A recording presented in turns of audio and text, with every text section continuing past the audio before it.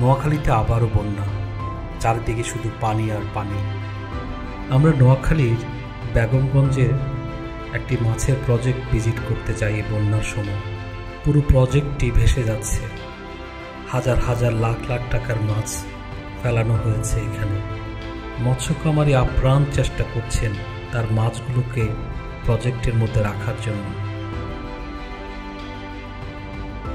চারপাশে জাল দিয়ে ঘেরাও করে মাছগুলোকে যেন প্রজেক্টের মধ্যে রাখা যায়, আবার নতুন করে ইনভেস্টমেন্ট। এভাবেই ভেসে যাচ্ছে কৃষকের মুখের হাসি। আপনারা দেখতে পাচ্ছেন চারপাশে শুধু পানি আর পানি।